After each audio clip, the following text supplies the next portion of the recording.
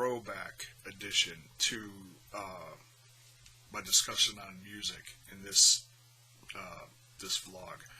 I'm going to be talking about two CDs that just turned the big 3-0.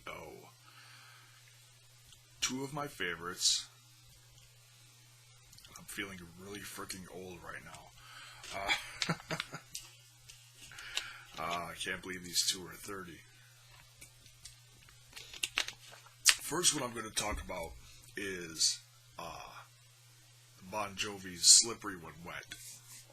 Now, both of these, this information that I found as far as the date was like accidental. Both of these were released like a week apart back in 1986. A couple weeks ago. Within the last couple weeks, I should say. So it's not right on the date, but it's August from 86. It doesn't get much closer than that. So, but yeah, let's talk about Bon Jovi's Slippery When Wet. This has some of the biggest rock, glam, whatever you want to call them. I'll call it glam rock hits of like all time. You've got, let's just go down the list here. You Give Love a Bad Name, Living on a Prayer, one of the biggest songs of all time, Wanted Dead or Alive. And these are great, don't get me wrong, I love these, but my personal favorites on this record that I can talk about, record, CD, whatever, LP, my favorite were Let It Rock, Raise Your Hands, and Never Say Goodbye. And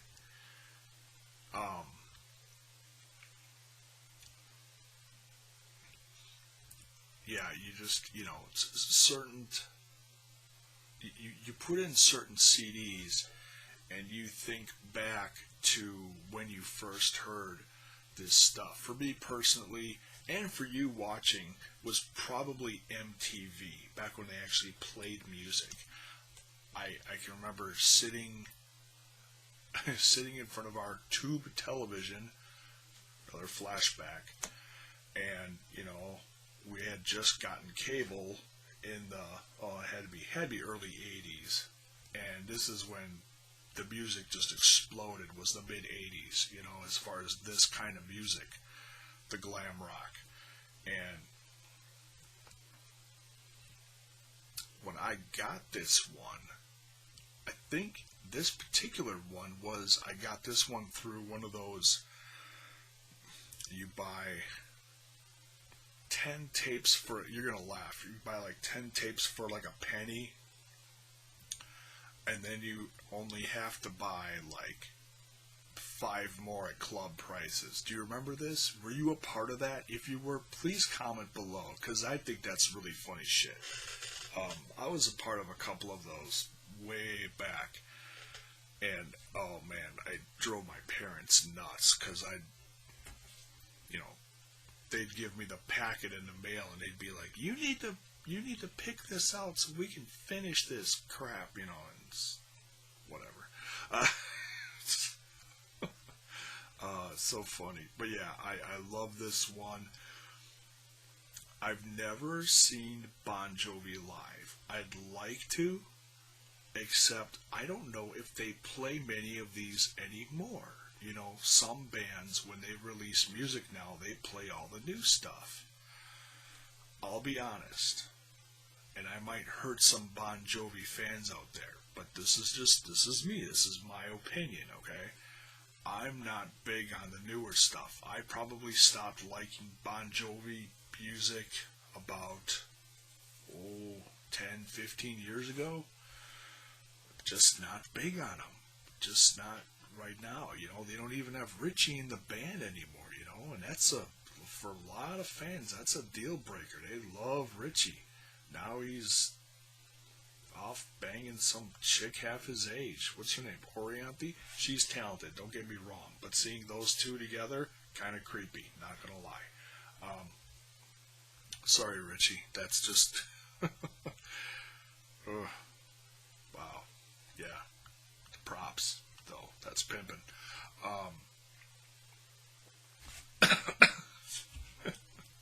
Dying here. But yeah, great CD. Slippery When Wet. Just a classic. It probably sold a billion copies. I don't know if it says in this article. if I did mention it, I apologize. But if I didn't, this is sleazeRocks.com, and they actually have kind of cool site if you like, glam rock from the '80s. They do reviews, CDs reviews, articles, news stuff, all sort international stuff. So it's kind of a cool site, keeping up on bands like this, especially RATT. RATT's been in the news, and we'll get to RATT in just a little bit. Oh, here we go. Bon Jovi's Slippery When Wet, which has sold a not so shabby over 28 million copies worldwide. That's almost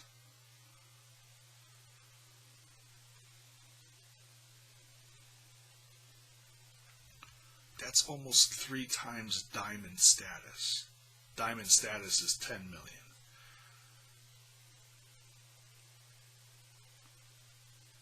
That's crazy. That's one album. That's crazy. I mean, I'm sure it's still selling. Because they put out remastered copies. Oh, we're gonna throw a couple demos on there. Fans will go apeshit.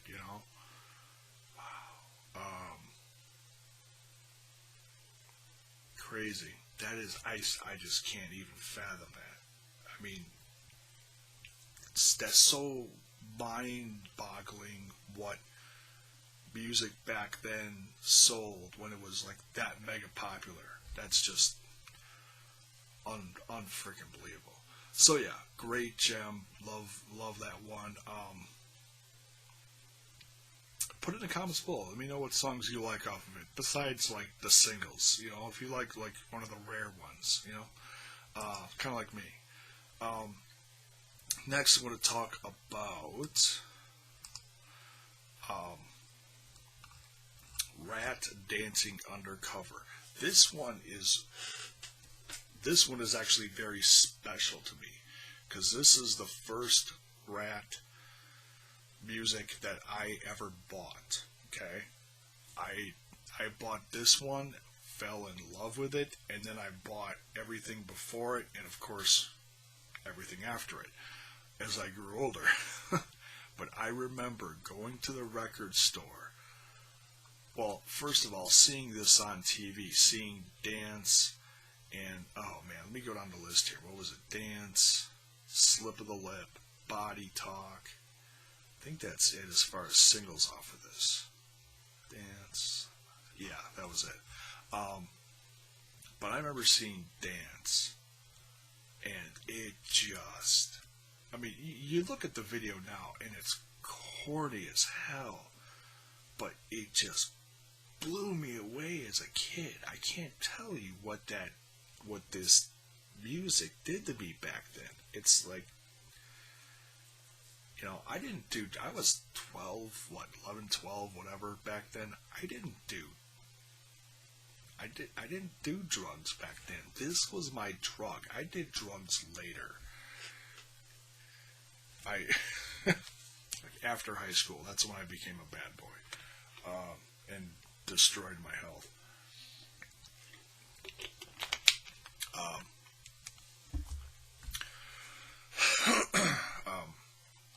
But this one, this like I said, this is special to me.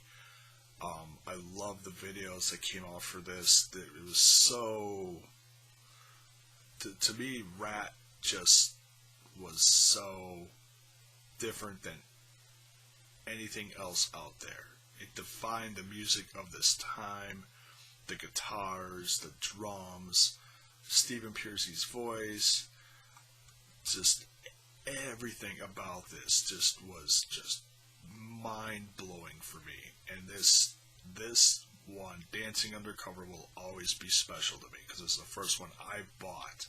And my dad took me to the store and I bought. My favorites off of here, the singles are good. You know, they'll always be favorites. Um,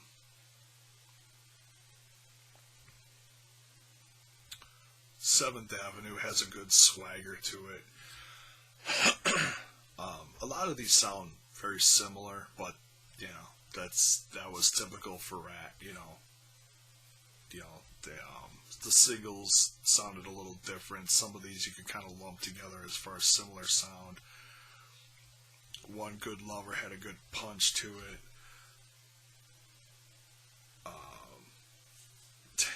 I always had to kind of giggle at Take a Chance. You know, I'm not going to sing it. It's too late and I'm too tired. But had to talk about this. These were so important to me back in the day. They still are. You know, RATT more, but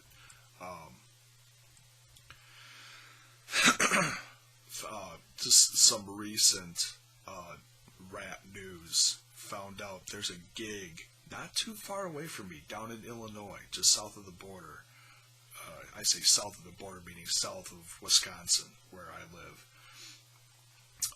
There's a gig called Rockin' something.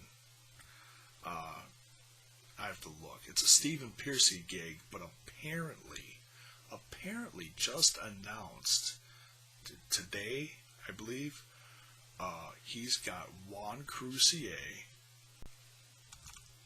Carlos. I can never think of his last name. He's supposed to be playing with Juan Crucier and Greg D'Angelo with Stephen Piercy. The only one that has not been announced yet is Warren DeMartini, but I have a feeling by the time the gig happens over the course of the next few weeks or month or whatever it is till the gig happens, they'll announce that he's there. So, yeah, absolutely no doubt at all that this is going to happen. No doubt in my mind. So, you know, that actually makes me want to go down there and check them out, you know. I have not seen RATT together since, oh God, when's the last time they were together in town here? 2000? I think 2000, when they had that one CD come out from, it was a Sony release. It was the self-titled one. But yeah, so they're trying to get these, Steven's trying to get like the band back together. And it's his drummer is, in his solo band, is the one who would be in the new RATT, while Bobby Blotzer's version is falling apart at the seams, literally. Blaze left. I think all the band members that he had over the course of the last year are now officially gone, except for the singer and himself. Stacy Blades and like a few other guys are in the band now, and I'm sorry, that's just crazy. I give him credit for trying, but if Steven can get Warren to sign on, Juan to play bass, Carlos to play guitar, and Greg to, if Greg is in Steven's solo band, he already plays all the RATT shit. Let me ask you something.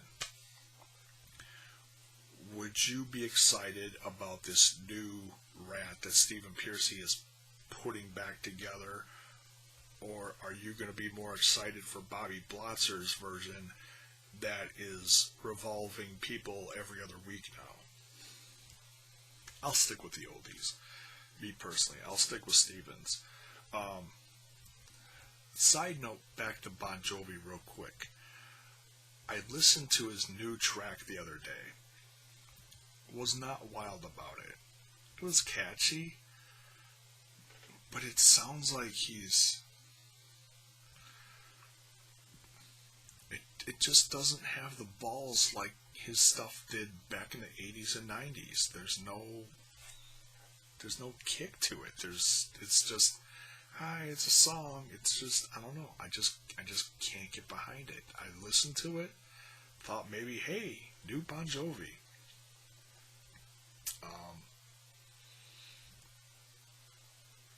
Maybe I'll wait and listen to the rest of it. I haven't listened to his stuff that he's put out within the last 10, 15 years, honestly. I'll stick to the classics, I guess, what can I say? I'm an old fart who can't get away from the stuff he grew up with. I'm sure you are too.